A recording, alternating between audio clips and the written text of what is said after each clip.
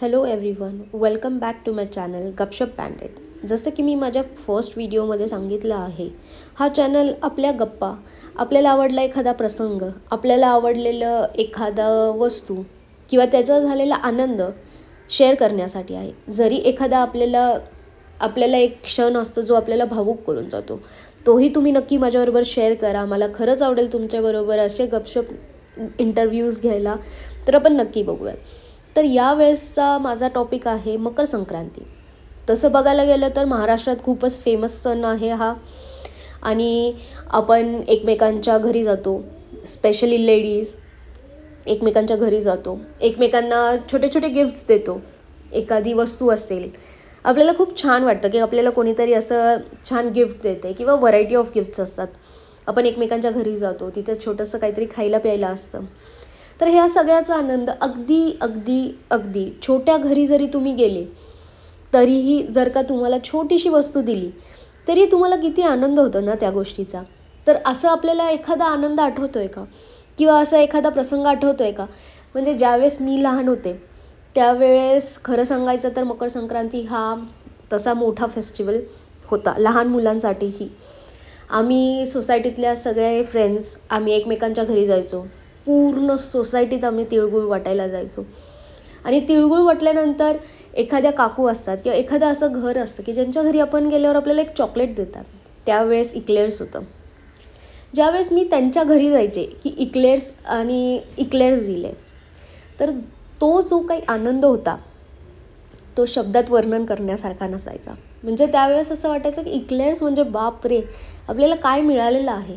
आणि त्यामुळं असं तो लहानपणीचा प्रसंग मकर संक्रांतीचा बघितला तर तो खूपच छान होता. त्याच्यानंतर आपण थोडे मोठे होतो, आपण आपल्या आईबरोबर वेगवेगळ्या ठिकाणी जायला लागतो हळदी कुंकवासाठी, आपल्या आईबरोबर, आपल्या काकूबरोबर. त्यावेळेस असं असतं की खूप छान वाटतं आपल्याला की आई आपल्याला घेऊन गेली आहे, तिथं एखादा पदार्थ खायला मिळतो. बरं, आईला तर नवीन नवीन गिफ्ट्स मिळतात, मग त्याची उत्सुकता असते की आपल्या आईला कुठलं गिफ्ट मिळेल. बरं, गिफ्ट मिळालं आहे तर कुठला कलर मिळेल, तो कलर किती छान असेल. आणि त्यावेळेस तर मेन अट्रॅक्शन असायचं की जिथं आपण जाऊ तिथं तिळाची वडी मिळायची. ती तिळाची वडी खायला पण इतकं मजा यायची.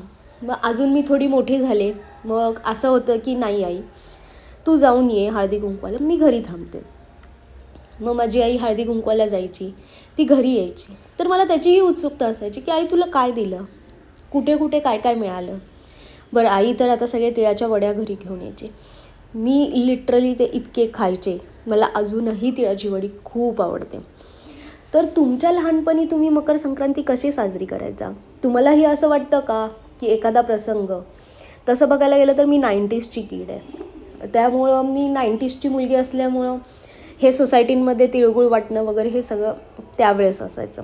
तर ह्याच्या आधी कसं होतं तुमच्याकडे? तुमच्या लहानपणी तुम्ही तिळगुळ कसे वाटायला जायचे किंवा काय असायचं तुमच्या लहानपणी? तुम्हाला आठवतो आहे का तो प्रसंग? तर तुम्ही नक्की माझ्याबरोबर शेअर करा. मला कमेंट्समध्ये तुम्ही तो प्रसंग सांगा, मला ऐकायला खूप आवडेल. तुम्हालाही वाटलं की एखादा छानसा प्रसंग किंवा त्यावेळेसची आठवण किंवा धमाल, एखादा मस्ती तुम्ही केलेली असेल किंवा एखादा असा प्रसंग असेल की त्यावेळेस तुम्हाला वाटलं असेल की नाही बाबा, लहान होतो म्हणून वाचलो, संक्रांती होती. पण जर का संक्रांती नसती किंवा लहान नसतो तर आपण खरंच खूप मार खाल्ला असता किंवा आपल्याला खूप बोलणी बसली असती, आपल्याला खूप ओरडले असते आपले मोठे लोक. असा एखादा प्रसंग तुम्हाला आठवत आहे का? तुम्हीही मला नक्की सांगा.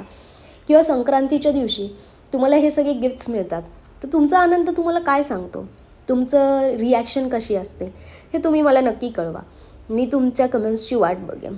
Thank you and stay tuned for the next episode.